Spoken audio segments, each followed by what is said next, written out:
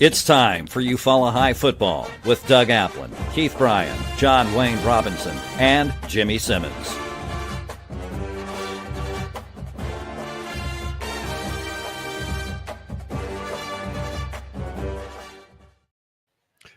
Good evening. Welcome to the Chick-Fil-A Eufaula Coaches Show. I'm Keith Bryan, joined with Coach Jarrell Jernigan.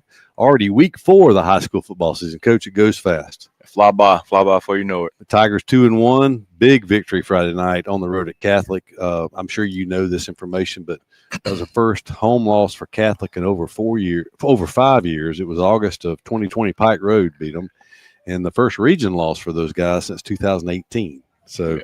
Big win for you guys. Yeah, that was a big win, especially against a good Catholic team, no matter who's there coaching them. You know, that tradition runs thick down there.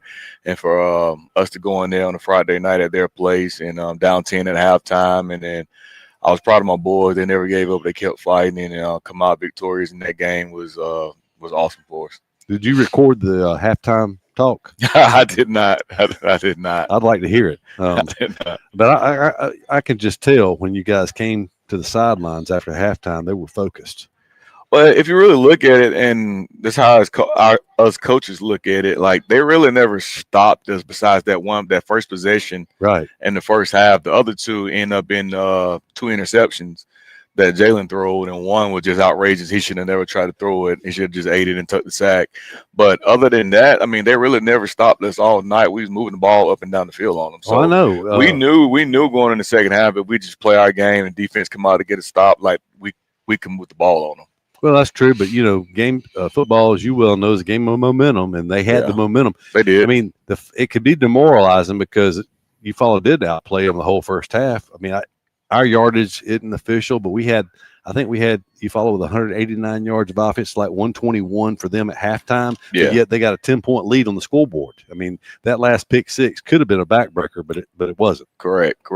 And like before the half, right there, we marched it down right there and gave Cooper a chance to get a field goal.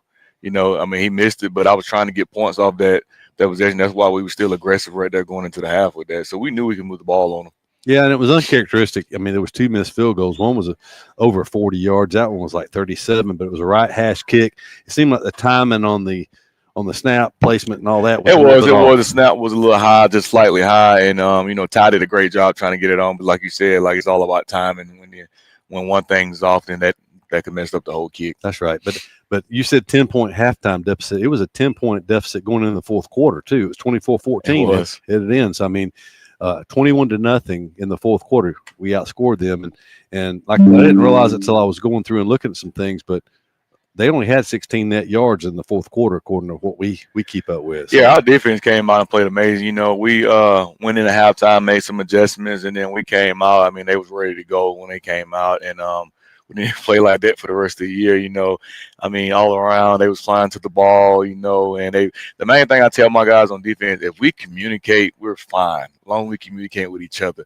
When we don't communicate, that's what gets us in trouble, and everybody start doing their own stuff. But once we go on the same page, I mean, there's no doubt in my mind, we're young up front, but they play hard. They play really hard, and they showed that second half. Well, it seems like to me, from watching on the sideline, seeing 3 games now, it seems like the team speed on defense is high. I mean, we got a lot of team speed. It is. I got some backers that can run. I got the freshman Nayan and Jamari Thomas, number 23, who had an outstanding game. They can really run sideline to sideline. And I got the other sophomore, Henry Brunson, in the middle. He loves, playing from A to B gap inside that box, as they call it. So I got a mixture of linebackers that can get out and run, and I got a nickel that can really run in Jarrell McCray. Well, they did a great job all night, but was there any particular adjustments that were made at halftime, or was it just they came, doubled down on the fact, hey, we got a good plan, it just hadn't worked out on the scoreboard? No, we really made some adjustments in a halftime, and I mean, I don't want to. Oh, I know, I understand that. Those adjustments we made, I'm not asking you for specifics, but I was just asking. It was some nice adjustment by Coach Anderson and Coach Brown. That we went in halftime, talked about, and I told them let's go with it. And that was the key going into the second half on defense, getting stopped. Because I felt like in the first half we was kind of outnumbered in some places that they was hitting us at, and we ended up adjusting to that and then getting it right. Well, there was a couple things that stood out to me. I mean, they lost a lot off of last year's team, but they still had quite a few components back. Number 12 was a very good receiver for them last year. It was. And number 2, they got, I mean, for some reason, I don't know. I told Jonathan Chandler after the game, that's a very good buddy of mine. I said, I'm glad you didn't do it tonight, but if I was you, I'd get the ball to 2 more, because he caught that orbit motion behind the quarterback and stuck his foot in the ground. I mean, he was trying to get somewhere in a hurry. His top end speed seems to be pretty good. Yeah. So, I was glad he didn't touch it anymore either. And, when they got Wildcat at the goal line, he ran extremely hard. Yeah, he did. So anyway, but yeah, the thing about it, they were getting some good rushing yardage with 7 in the first half that really they didn't have those runs. They had one, I think, on that next to last possession when we took the lead 28-24, they picked up 8 yards on first down and ended up giving the ball back to us. Yeah. I mean, we pushed them back 26 yards and took the ball over the 8-yard line. Yeah, they're really good up front on that D line. 58, I forget his name, but he's committed to Miami, Ohio, and he was a load. And I will say this: Torian Slaughter probably played the best game of his career since he's been here at Eufaula High School. It don't show up stat wise, but he picked up some major blitzes of 58 them that the offensive line messed up and it turned them loose, and he was coming in free. He stepped up and stuffed him about 3 times to give Jalen time to either scramble back there or deliver a pass. Well, let's talk about that real quick. That was big. I did not catch that. It's hard to watch the ball and see everything else that's happening too. But speaking of Jalen and through the air, I mean, the stats I have says 182 yards. Yeah, 14 of 22 for 182 yards. Correct. So I mean, that's no touchdown passes, but that 60-yard completion when we needed it was huge. And I mean, if we can throw the ball like that opens. It's like I tell him all the time. Anytime we can throw for 100 yards, that loosen that box up for him and the Torian in there to get the running, and that's when people can't stack the box on them. I mean, because that's going to be people game plan. We know it going in. They're going to try to stop the run, stack the box, stop 0 and 1. It's like when every coach called me and they go, "Hey, we got to stop 0 and 1." I'm like, everybody knows that. I mean, it don't take a rocket science to figure that out. That's right. But when we can, loosen that box, throw our bubble screens, throw our little hitches, and hit you with a goal post here and there, that loosen that box because we can throw it. He threw the ball down the field well on some plays. He can throw it. He can throw it. Yeah. So talking about the throwing, we knew he could run because he's well over 300 yards rushing now in the season. He's had 3 straight 100-yard games. So I guess he'd be over 400 yards rushing actually. Correct. So, but that 52-yard run, we were down 24-14. I mean, he's gotten a lot of publicity for that. I mean, it was the WSFA Hot Play of the Night. That was just all want to on his part. Yeah, it was. And people failed to realize, me and my dad was talking after the game when we got home. They failed to realize, like, he played running back last year. So, yeah, I don't, like, people always say, well, you're going to get him hurt. I mean, he played running back last year. So, I mean, he's a tough guy, but he runs hard and he runs low. He runs low, and when you get up on him, if you really look at him, he has thick thighs and thick legs when you really get up on him. But he just runs extremely hard, and he had that no quit mentality. I was talking to my wife and some other people this weekend. I was out of town all weekend, but I said he runs like a little ball of hay. I mean, he really does. I'm gonna start calling him that because I mean, he's not somebody that those guys that want to come in and try to tackle the way he runs. Correct. Yeah. So Jalen just doing what Jalen does. Absolutely. And so another good game from him. We've come to expect it, but that run was the epitome of a winner, somebody who wants to win. So, and he felt like he had to make up for those 2 interceptions he threw in the first half. And it's like I talked to him at halftime. I just told him, I said, look, I played the position. When things going good, everybody gonna praise you. When things going bad, guess what? All the things gonna be pointing at you. I said it comes with the position. I said the first half you can't do nothing about it. It's done and over with. Second half, let's go. Just make a play. Other than the center, he's the only person who touches the ball to play. Correct.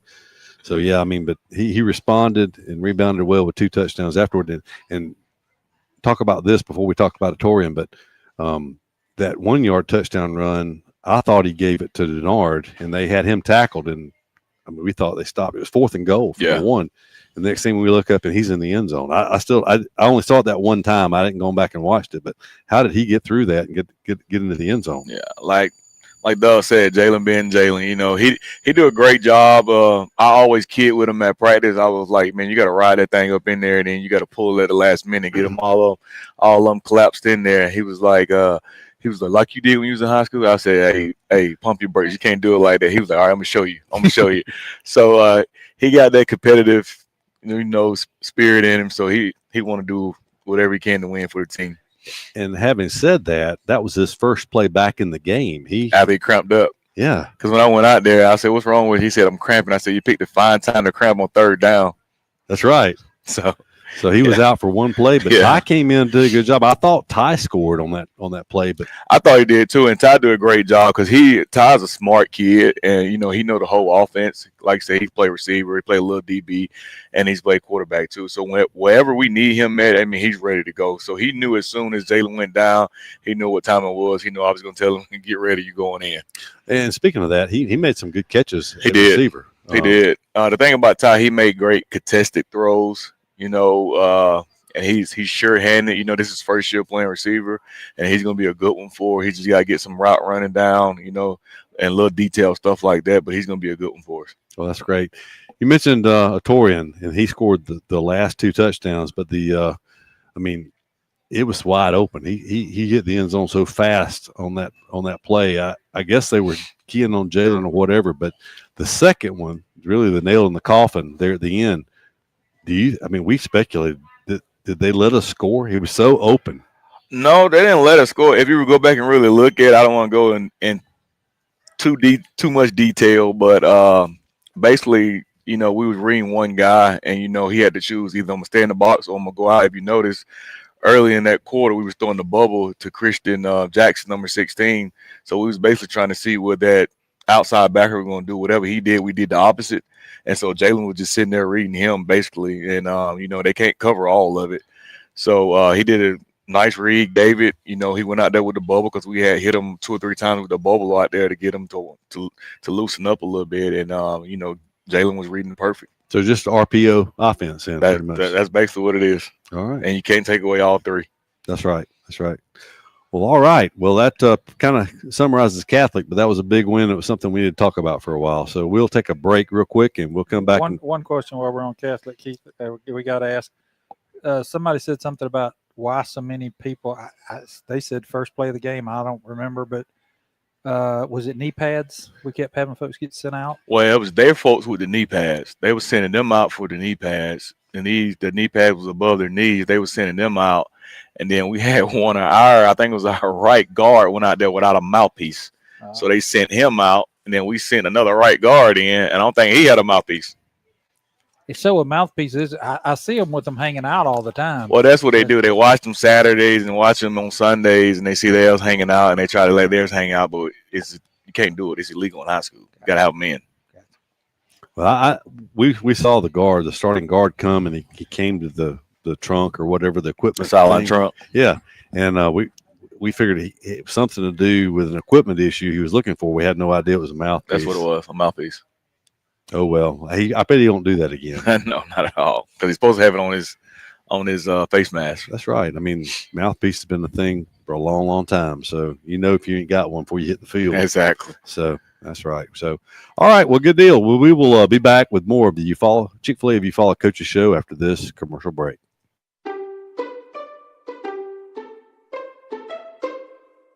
Hey Tiger fans, Daniel Pulley here, your local Chick-fil-A Eufaula owner-operator.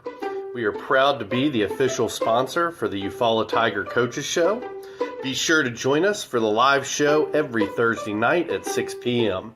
Our incredible team is ready to serve you. And don't forget, eat more chicken.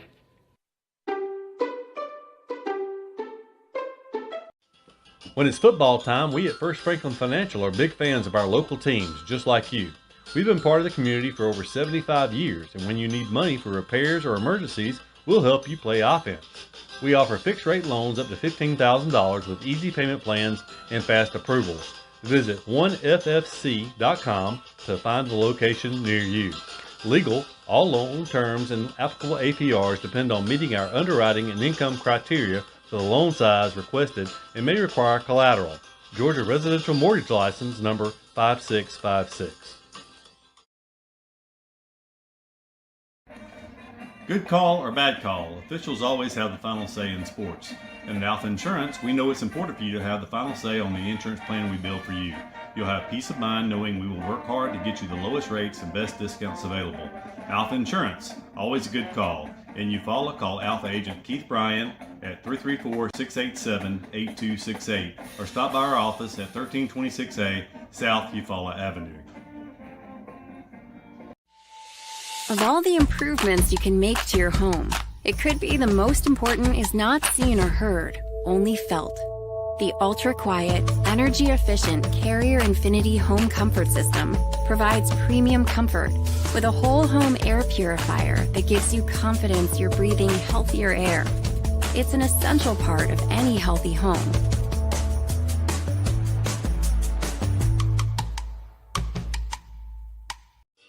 With the world changing all around us, everyone needs to be covered by insurance. So give Eric Glover with the Glover Agency a call and talk with Eric about auto, home, life, or last week's football game.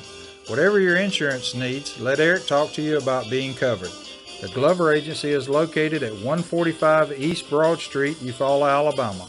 Call 334-687-0358. R.W. Wingate & Company is a full-service accounting firm and a supporter of Eufaula High Athletics. They are located at 102 North Orange Avenue, Eufaula, Alabama, but licensed in multiple states. Richard W. Wingate has over 25 years' experience in public accounting, and the firm's services include personal and business tax preparation, bookkeeping, sales tax preparation, payroll services, audit of nonprofit and government entities, and business consultation. When doing extra is the point, contact R.W. Wingate & Company for your accounting needs. The family at Impressive Collision Center has been in business since 1940. That's impressive. Your transportation is one of the largest investments you have, so keep it looking new at Impressive. From a major crash to a small dent, Impressive can help. Now impressive. They work closely with all insurance companies and give you a great price on your minor mishaps. Wow, impressive. And don't forget to check out all the accessories from install winches, brush guards, and bed covers. Impressive. Give them a call. Impressive Collision Center, 317 South Eufaula Avenue, 334-687-4400.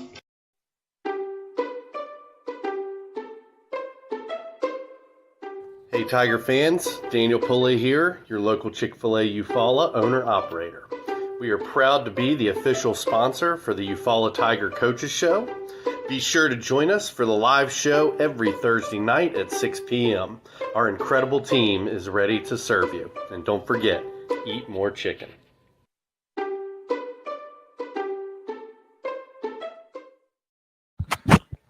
Hey, we're back on the Chick-fil-A Eufaula Coaches Show. I want to remind everyone that if you come during the show between 6 and 7 o'clock and you answer the trivia question correctly, they will give you one of these delicious chocolate chunk cookies. Coach Jurgen, you ever had one of these? I have. They're pretty good. They're excellent. I really I bought this before, or I didn't buy it. I answered the trivia question correctly, and they gave it to me, but I haven't had a chance to eat it yet. But the trivia question for this week is, how many consecutive years have the Eufaula Tigers made the postseason? Have they made the playoffs? And currently it's the sixth longest streak in the state, Coach. You probably already know that. And 27 straight years. 1997 was the last year the Tigers didn't make the playoffs. So no pressure. No pressure at all. But, hey, Tigers are 1-0 in region play. And that's a good segue into this segment. But looking at the region standings, Eufaula, Charles Henderson, and Andalusia all sit at 1-0. Of course, we still got to play all those guys, but getting one a notch under your belt, knocking off the defending 5A champions at their house was a great start. It was a great way to start. So Andalusia and Headland played in Andalusia, and I'm sure you had an eye to that game, and as it did we, and that game tied at 15 at halftime. That was did not expect that. Didn't know. Andalusia is predicted to be pretty strong this year, and Headland went down there and ready to play, and it was a close game at halftime. Yeah, it was. You know what I'm saying? Headland's a little scrappy. I think they're better than it was last year. That scrappy team. Ethan Holland, the new head coach, come from Cottonwood. He was Cottonwood DC last year with a good Cottonwood team. I think they went deep in the playoffs last year, and he's down there trying to turn that program around, and he's doing a great job. So I have nothing but respect for him. But they're gonna run the ball. They're trying to be like I said before, they're scrappy, run the ball tough, and then take shots when they can. So we got to play fundamental sound defense, and then do we do the second half like we did this past game in Catholic on offense. So Okay. So you mentioned their offense, run, and then be opportunistic through the air. So would you categorize them as primarily a running team? I say they primarily run, but they can't throw it. They got a quarterback back to number 18. He's a gunslinger. I think he's another baseball kid that got a strong arm, got a good arm. Don't really move as well as some of the quarterback we played in the past, but he can really sling it back there. Got a strong arm.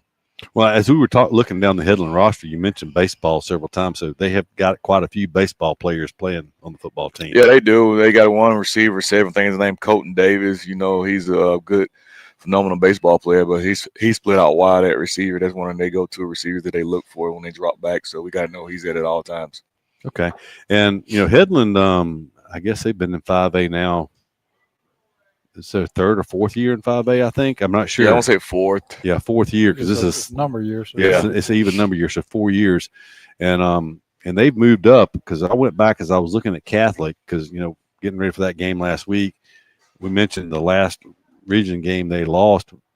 Speaking of Catholic, was in 18, and the team they lost to was Headland. Really? I didn't know if you knew that, but yeah, I did not. That was until the game Friday night. Headland was the last region opponent to defeat Catholic. So Headland's got a little bit of history football wise. I know they played us tough a couple of times. We've been able to pull away from them. I remember it was a tough game last year, 2 years ago, or I guess it would be 3 years ago when we went down there. Mm-hmm. They had a 2-touchdown lead. Jumped out on us. Scored on the first play of the game. So, for some reason, Headland always gets up to play Eufaula. So, but it's a region game, and you'd expect that. So, anyway, be back at home this Friday night, 2nd of 6 home games this year. Correct. So, and I noticed as I was looking at the Facebook page, I don't know if that's a player coach or yeah, I guess that is a couple players. Anyway, I noticed on the Facebook page it had Jumbotron debut on September 12th, but we'll give a little update on that. That's going to be delayed, right? Yeah, that's going to be delayed about a week, with 2 weeks because we away the following week in Ozark. So it'll be but September 26th, Wetumpka game. That's when we display it. They're actually traveling back down here to the Jumbotron people Monday. And that'll be a travel day. And Tuesday they will start putting it up, and then Wednesday they will finish, and Thursday we'll turn it on. So September 26th when we will display it. Because the week after this week we'll be going to traveling down to Carroll Ozark. So it'll be up then, but it won't be a home game for us. So we won't be back home to September 26th. So that's the update on that. It'll give the production crew time to do some trial runs. Yeah, and work out the bugs. Oh, yeah. Are there any middle school or JV games at home between the installation and the? Yes, I think it is. I think we got off the top of my head. We have 2 more. We go Monday. We go to Valley, and then we have 2 more home games versus Headland, Russell County. So we'll be able to, probably won't do the full everything with the Jumbotron then, but we'll wait to break it in on that 26 with the varsity. So curious as we talk about that, because it's completely unknown for us.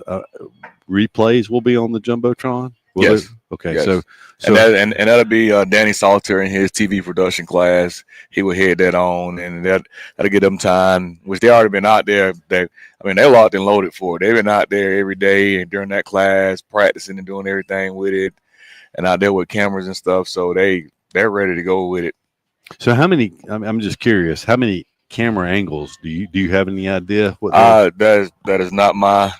In my what I'm trying to say, that's not my lane to stay be in. I'm gonna be out there coaching, so I'll leave that up to Mr. Salter and them. So that might be a good guess for the Tuesday before the Jumbotron debut. We'll see. Maybe so. We'll see what they do. But anyway, well, it's exciting. A lot of good things happening. Of course, the Tigers 2-1, 1-0 in region, and that was a big bounce back win Friday night. So we will step aside for one more commercial break here, and we'll come back with another segment here on the Chick-Fil-A Eufaula Coaches Show after this. Don't you want a question before you go? Yeah, if we got a question from the audience. It might not be one, but he wants to. Why didn't Bear Woods listen to you last Friday night? I don't know because I told West him. County's a good team. I did. I told him, you know, me, Barry, Dylan, all those guys went to Troy together, and he called me. He called me up and asked about Russell County. I told him, I said, hey, they're a good team. They big, they strong, they physical, they athletic. You know, I think they wore us down in the second half.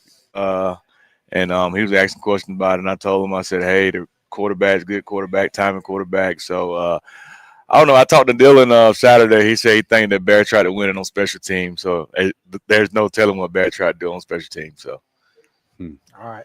We'll be back right after this commercial. All right.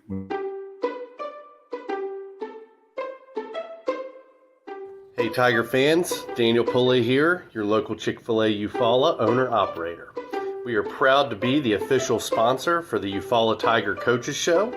Be sure to join us for the live show every Thursday night at 6 p.m. Our incredible team is ready to serve you. And don't forget, eat more chicken. At Glover Funeral Home, family means everything. Owned and operated by Kendall and Caroline Hanahan Glover. We live by our motto, our family serving your family. We treat each family we serve as one of our own, providing care and support during your time of need. Our dedicated staff is available 24/7 by email, phone, or in person. When you need us most, Glover Funeral Home is here for you because family always comes first. Since 1953, Flowers Insurance Agency has been protecting you and your assets with policies tailored to your specific needs. Whether it's commercial, personal lines, life insurance, or employee benefits, including your employer-offered health insurance, Flowers Insurance has you covered. With access to over 50 insurance carriers, we provide the trusted service and products you deserve. It's simple. Call Flowers Insurance in downtown Eufaula today and find your peace of mind. In 1983, the first mobile phone was introduced to the public by the Motorola Company, and that was the same year Pam Freeman started her State Farm business. For 40 years, both have saved time and money. Whether it's auto, homeowners, condo renters, personal articles, business, life, or health, Pam Freeman State Farm has been there for you. Call Pam's office and let Kathy Bennett help you with all your quotes and needs. You won't find a more helpful staff anywhere. Come by and see them at 322 East Barber Street in Eufaula or call 687-7034. When it comes to professional gutter installation, Gutterman Dothan has you covered. Voted Best of the Wiregrass 7 years in a row, we provide top-notch gutter services across the Wiregrass area. Protect your home from rainstorms with our premium gutter system designed to prevent foundation cracks and water damage. Trust Gutterman for expert installation, quality materials, and a beautiful durable finish. Don't suffer in the summer heat. Benefield's Heating and Cooling in Eufaula has you covered. Locally owned and operated, licensed and bonded, we're your trusted Bryant Factory authorized dealer. And just like Bryant says, we service everything we sell. So stay cool all summer long with Benefield's Heating and Cooling. Call 334-695-8039 today and be a cool cat this season.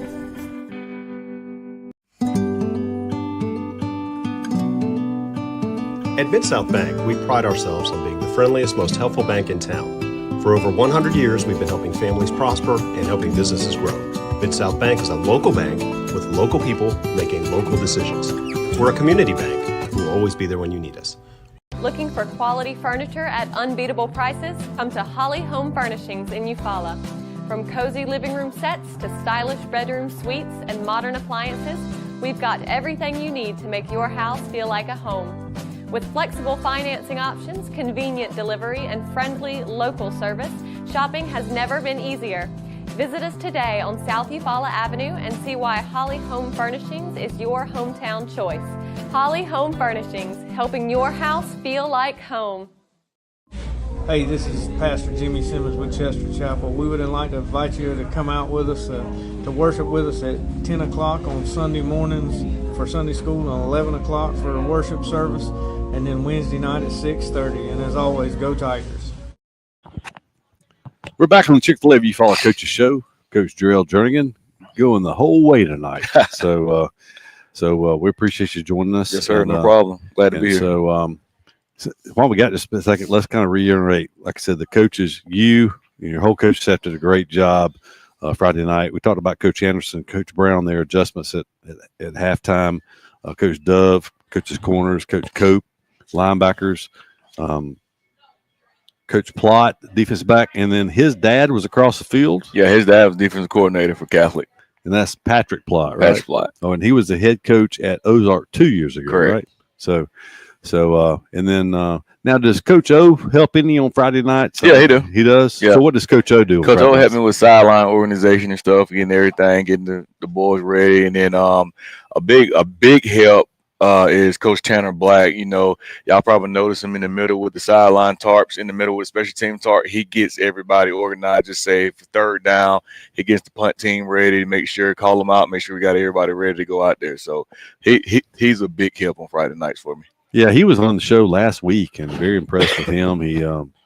He seemed like he'd be a very good one for that with his military background. Yes, sir. That's why I got him there. That's right. That's why I got him there. So, and then of course on offense, Coach Cornigate's been with you for the whole way. Coach Lamb, co-offensive coordinators, and that was a great game plan Friday night from those guys. I mean, the offense, we had I think 380 yards of offense for the Tigers, and it was pretty balanced. Like I said, we had it with 189 at halftime. If that's right, they had 190. You had 191 in the second half, so that's about as balanced as you can be. Only got in the end zone 4 times the second half, and only once in the first half. The turnovers were the big difference. Coach Mayo at the offensive line. Offensive line. Let's talk about the offensive line. The week before. Let's talk about them. They never get no love. That's right. But I thought Catholic, not the Catholic of the previous year, but they're still good, fundamental. And I thought the line did a good job. You don't have almost 400 yards total offense if the line's not doing their job. Yeah, you're right about that. And that second half, they started leaning on them, and we started getting them tired and start wearing them down. And one thing about our offensive line, when they smell blood, they're ready to go. They're ready to go when they know you're getting tired, and that offensive line is led by Najavius Curry, the senior at center, and then at left guard we got Jackson Renfro, the freshman, and then at left tackle last Friday we started Caleb Thomas at left tackle, and then Dennis Walden at the right tackle, and then Jaden Williams at right guard. Him and Rasheed Flowers, they split time at right guard right there. So they did an outstanding job. And the thing about my offensive line now, they all can run. They can run. We probably throw the little bubble screens and tunnel screen like that, but they can get out and run. They must be real fast, Coach, because you got an illegal lineman downfield the other night in about a second and a half. I know, and I was sitting there and I was asking the ref, I was like, how is that an illegal lineman downfield? Literally, the quarterback, all Jalen did was catch the ball and throw, and the flag came out. I thought it was actually on them. And then they called it on us, and I was like, "How is that?" All he did was grab the ball and throw it downfield. Like, we thought it was on them too, because where the flag was in the defensive backfield there, in the area of holding or pass interference. That's what I was thinking they was gonna call holding, but then they said illegal lineman downfield. I was like, there's no way the lineman got down the field that fast. My wife was at the ball game, and she said, "I don't know how Coach Jarrell does it." She said she knows I would already be out of there. But then Jay Townsend with the wide receivers. The wide receivers had a good game Friday night. I think I remember maybe one drop, but and that's the thing that we tell them, and Jay and Coach Townsend harp on it too. If we can make catches, and I said before early on the show, if we can make catches to loosen up the box, because everybody's gonna try to stack the box on them, and we can keep them honest, that's when we are at our best at our offense. Yeah. And Zai had a big game receiving. He did, and that was huge for them, especially a confidence booster. He had one drop, and I always get on him, but and Coach Townsend always get on. He had one drop, but he made a really good contested throw on. I want to say it was third down, and it was that long play. Yeah, and we threw him the go ball, and he went up high pointing the ball. Made a big play for us, and I think we scored off that same drive. Right. And if you got a receiver that'll go catch one like that, it gives the quarterback a lot of confidence. And then we had Christian Jackson. He's gonna be really good for it. He's coming to his own. He was he kind of got here late, and he was learning everything, but he's coming to his own. He's gonna be a really good player for it. He started at corner for us and started in the slot for us. So I don't know if y'all really realize that he started at corner and in slot, but he's gonna be a really good player for us, and we need him to continue to come along. What grade is He's a senior. He's a senior. Okay. Yes, sir. All right, good deal. And Coach Schultz, new coach on staff this year, but he's quarterback's coach. And like I said, Jalen coming right along. He's been the leader so far. And then Coach Warren. What does Coach Warren coach specifically? Coach Warren, he's the offensive coach with the middle school and quarterback coach, but he's one of our analysts that's up in the box with Coach Cornegay. He's up there charting. The main thing that I want to get from him out of there, he's learning. He's learning up there to see the whole field from Coach Cornegay, and he kind of getting what we want and know what we want. So in the future, he'll be ready to go for us. So talking about Coach Cornegay up in the box and seeing the whole field. As I already mentioned, my wife came to the game. We were walking back around to the business side before the game, and we walked past the tent that controls the drone. And he said, "What's all that stuff?" I said, "There's a drone that goes up that gets the end zone shot, so you can see spacing and lanes and all that." And then I pointed to the tent, the big tent that was in front of us, because we were only about 8 rows up. But I said, they get the offense or the defense when they're off the field in there and basically look at that's another thing I was going to say. Coach Cornegay and Coach Anderson up in the box, but I don't know how far they was up Friday night, because that's probably one of the smallest stadiums we played in. And Coach Cornegay said it was a sauna in that press box up there. But Catholic did they brought them water in there. They brought them bottles of water in there, but we just didn't have that up high angle that we normally have at our stadium and at other stadiums. So it was kind of like eye level, so he was kind of like struggling up there. He's like, and then they had like a little window right there, so the pole was in the way. So we didn't really get that much good film, but we got a good end zone copy. So, but the Catholic was good enough to give us their copy also. So okay, well, so now speaking of the replay, I know you've got a large monitor under the tent, so that you can go over that with the players when they're off the field. But the coordinators in the box, do they have access to the replay? Yeah, so they have the iPads up in the box. We have iPads up in the box with Anderson and Cornegay, and then we have our big huddle box down up under the tent for the players. So, just asking your opinion, that stuff didn't exist back when you played. You're making me feel old now. No, I'm just saying. They still don't utilize that kind of thing on the college level, right? Well, now they got the earpieces in the helmets of the quarterbacks and the might linebacker in college. I knew they had the helmets. Well, last year in the bowl game, they got to choose that they want sideline iPads or did they want the mic in the helmets. So they was testing those out last year during the bowl games. So I think majority of them wanted like the mic in the quarterback helmet and the mic in the linebacker helmet. So it's either or on the college level. Yeah. Okay, I didn't. But I think they had majority rules, so they all went with the mic in the helmets. So I think that's what they did on that. But you can choose a defensive player and 9 times out of 10, the quarterback is getting no offense because you're going to call the play into him and he's going to relay it to everybody else. And then on defense, you go with your mic backer because he relays the call to everybody else. Well, now on the pro level, they do have the replay stuff. They got it all on the pro level. They got the mic in the helmets in. They got the iPads and they got the telephones. They got everything. Well, so now when you played in the NFL, did they have that then? We did. Okay, I think they probably. I figured they probably did, but for sure. Yeah, we did. So speak to that. You played with it and without it. So in your opinion, how much does it help? It helps. It helps because like just have a team show you something that you didn't see in film study that week, and they're doing something different, and the coach come to you, hey, that's how they playing us right here.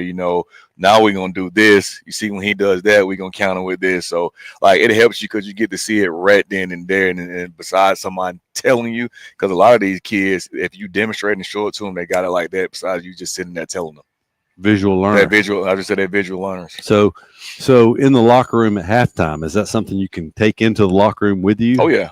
Oh, yeah. If you probably see me sometime when I get finished talking to John Wayne or either Coach Lamb got the iPad with him. So I want to see how they're playing this and see the adjustments we need to make.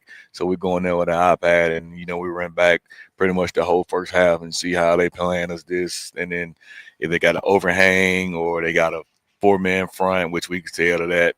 Like Catholic lined up to a whole different defense that we seen. And it took us about a series or so to get adjusted to it, and then once Cornegay got rolling with that, and he was calling them off like that, and we got rolling. Yeah. I mean, I always tell you it's a plus to score. If we get the ball that first series and we go march down and score, I mean, we on. It's a plus. It takes us about a series and so to get used to what they're doing and get a feel for what they're doing and get going. It's a chess match. So yeah, that's all it is. It really is. So. All right, we will step aside from one final commercial break and we'll be back with the wrap-up of the Chick-fil-A Eufaula Coaches Show after this.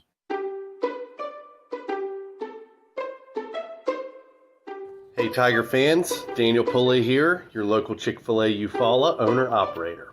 We are proud to be the official sponsor for the Eufaula Tiger Coaches Show.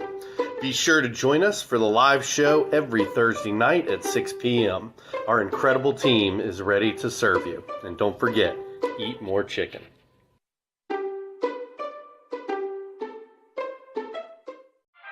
Hey, give me the chip. I need the championship. Wait, we got a dream. Next to the team, yeah, we can handle it. Wait, soon as I go and I step in arenas, they call me the champ. They know what it is, know what I do, know who I am, who don't understand. Yeah, that's overdue. My trophy say that's overdue. My ring, finna be immortalized. Yeah, they know it's true. They couldn't walk a mile or even fit into my shoes. Still, I got a lot to prove, but for all that we've been through, this overdue. Hey, my name is Chris Wilkinson, and I am the pastor of First Baptist Church. We would love to have you come worship with us. Our worship service is 10 o'clock every Sunday morning. You can also go to our website to learn more about our ministries. Hope to see you Sunday, and go Tigers. Right outside of this one church town, there's a gold dirt road to a whole lot of nothing. Got a deed to the land, but it ain't my ground. This is God's country. We pray for rain and thank Him when it's falling, 'cause it brings a grain and a little bit of money. We put it back in the plate, I guess that's why they call it God's country. I saw the light in a... Hello, I'm Matt Aver, the new pastor of First United Methodist right here in Eufaula. We'd love for you to join us on Sundays at 10 for worship. We also have Sunday school at 8:45. You can check us out on our social media or our website. We look forward to seeing you. Go Tigers.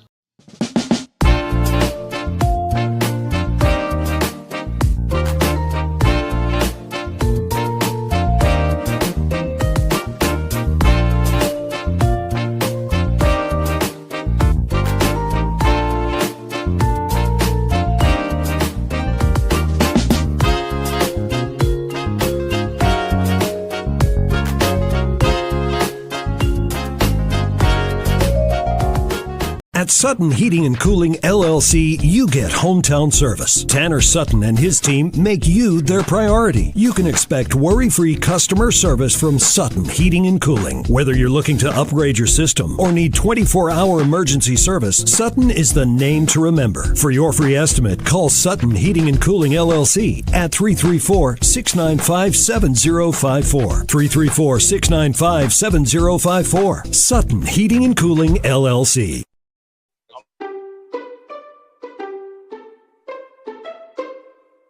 Hey Tiger fans, Daniel Pulley here, your local Chick-fil-A Eufaula owner-operator.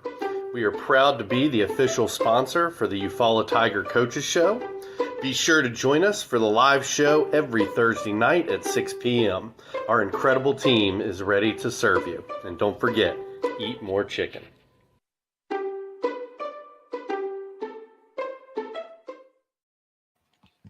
Hey, we're back on Chick-fil-A Eufaula Coach Show. Once again, remember the chocolate chunk cookie. And the trivia question is, how many consecutive years have the Tigers made the playoffs, made the postseason? That's 27 since 1997. And we're looking for make it 28 this year, Coach. We're all well on our way so far. Yes, sir. Can go 2-0 in region play with a good game this Friday night against Headland. The Rams, of course, they want to come in and even up their record at 1-1.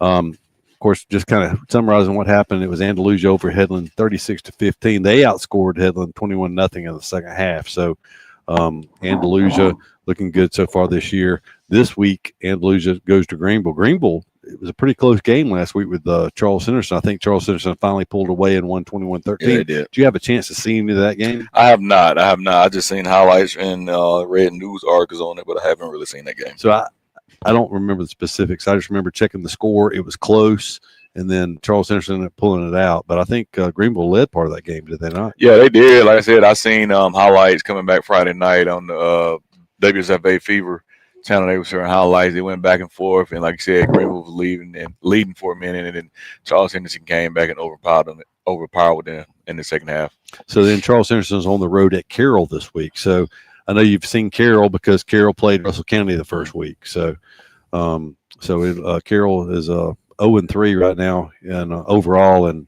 Carroll hasn't played a region game so far, which is unusual. But so that'll be their first region game of the year. And we already talked about Headlands here, and Catholic is going on the road to take on Catholic Pensacola. I know that's not of really any interest of anything with the region play, but you know anything about Catholic of Pensacola? Yeah, they're really good. Are they? Yeah, they had dudes down there. Yeah, but I guess Catholic Montgomery beat them last year because Catholic went 15-0. Yeah, but Catholic had dudes last year. Yeah. I think that game actually got postponed last year. Oh, did it? That was the No, I think that was the Saraland game. Was it the Saraland? When Catholic was supposed to play Saraland. Okay, there they was got one postponed. that got canceled, I remember. Yeah. Okay, so that'll be one to keep an eye on next Friday night, or on this Friday night, to see how that goes. So second home game of the year. Look for a big crowd. Should be good weather. I mean, I know it was a little warm today, but I got out. It's cooling off. We're starting to get a little cooler evenings, and it was pretty pleasant. It wasn't too bad till once the sun went down. It wasn't too bad at Catholic Friday night. No, it wasn't. It wasn't. When, like you said, when the sun went down, it was pretty nice weather. But like you said, supposed to be dry this week. Friday. Encourage all the fans to come out. We'll be in red tops, gray pants, black and red stripes down the seam, the tiger eyes on it. So I think we won one time last year during Greenville, so we'll have that on with black accessories. So looking forward to a big crowd. Another home game to come out, cheers on.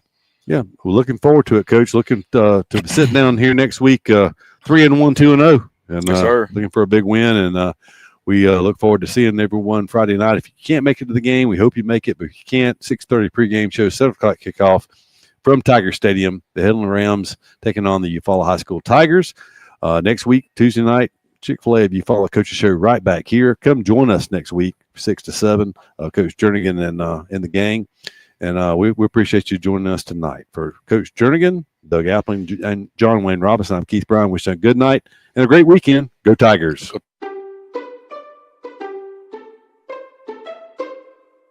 Hey Tiger fans, Daniel Pulley here, your local Chick-fil-A Eufaula owner-operator. We are proud to be the official sponsor for the Eufaula Tiger Coaches Show. Be sure to join us for the live show every Thursday night at 6 p.m. Our incredible team is ready to serve you. And don't forget, eat more chicken.